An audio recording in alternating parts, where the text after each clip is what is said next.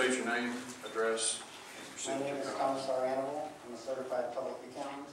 My address is 4200 South Hewlin, number 603. Good evening, Mayor and members of the council. Prior to June 27th, I was engaged by the owner of the Rainbow Lounge to provide tax and accounting services.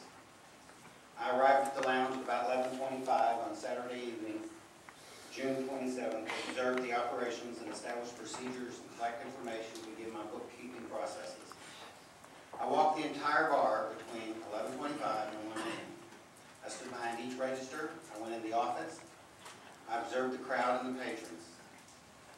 I observed no problem patrons. No one appeared intoxicated to me. No one was unruly or acting in an unsafe or outrageous manner. It was a quiet, calm, fun crowd from my observations.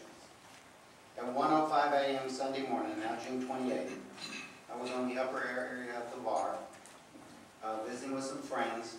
A few feet to my left, I heard raised voices, turned and saw the first state police officer in a khaki shirt with two Fort Worth police officers arresting a young man 3 feet from me. I heard the young man say, "I've only had one drink out of my first beer." They told him he's under arrest for public intoxication, handcuffed him with zip ties, and the two Fort Worth police officers roughly pushed him to the crowd towards the door. As they left the bar area, the upper area, I noticed there was 3 other officers doing something similar to another young man. I went over and asked the head of security what was going on. He said, "I don't know." I said, "Go find out." He left. He came back and told me that he was, asked the officers what was going on, told him he was head of security. They told him to make himself scarce. I told him, "Don't do that. Go find the owner and send him over here." I'm standing here watching this. I don't have a clue what's going on. The owner comes over and I say, "Mr. Schrock, go outside, ask for the officer in charge. Ask him what's going on and why these arrests are occurring on your premises." I watched him go out the door. Less than 30 seconds, he's back in. He walks up to me and says, "Tom, they told me to go back inside or they would arrest me." I then moved from the upper bar down to the lower area and stood there where I could observe the whole bar. While I did not see the first entrance of the officers through the crowd, I stood here for the next 35 minutes and taking notes on my BlackBerry and observing the time. I watched the officers come into the bar 20 more times. Not once during those 20 entrances did anyone in the crowd touch them, grope them, or drag them. These were uniformed officers and other officers that said state police with flak jackets and guns and badges.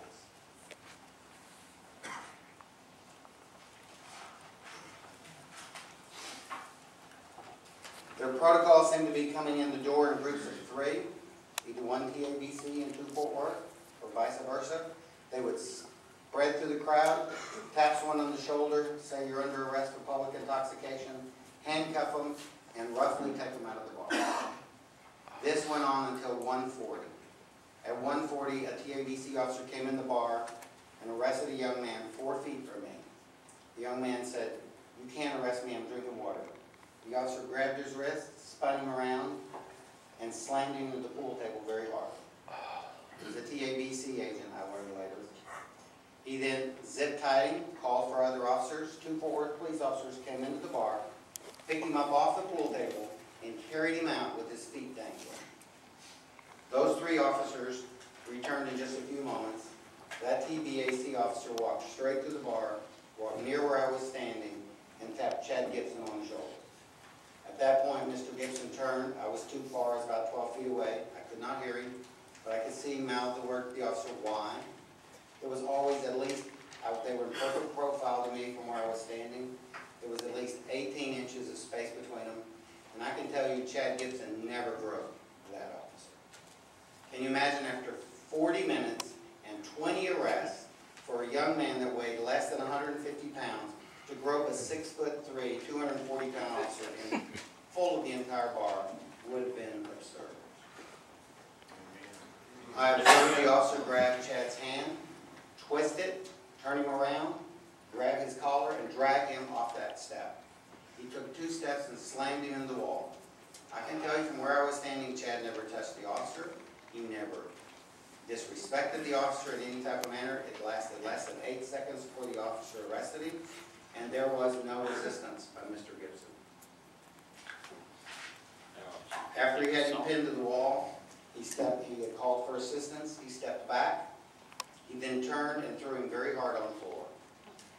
4 other police officers ran in, 1 TABC and 3 Fort Worth police officers ran in, and in the photo you have seen that I saw that night as I stepped to leave the bar was Mr. Gibson lying face down, 2 officers on each side of him with their knees on him, the TABC officer who arrested him standing straddling looking at the camera, and I left the bar.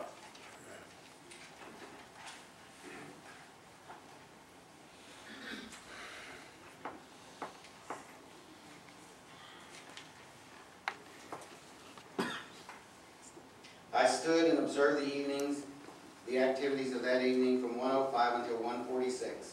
What I saw was not what Police Halstead stated at his press conference on Monday, June 29. When I read the police report, it was not only half truths at best, but more serious than that, it had outright false statements. I overheard 8 arrests. I observed 20 people taken out in handcuffs. And when I left the bar, there were 8 or 9 people still handcuffed, laying face down on the sidewalk. I went home, I took a swim, I sat down and made 2 pages of notes. Sunday afternoon I got up and wrote an email to you, Mr. Mayor. I outlined to you what I saw and asked for a phone call. I've never received one. I signed a letter requesting an outside investigation based on the press conference and the police report I read. I contacted State Representative Charlie Guerin and shared my story. Within 45 minutes, Alan Steen of the TABC called me. 5 minutes later, Andy Payne made an appointment to be in my office the next day, and the TABC Internal Affairs investigation was opened.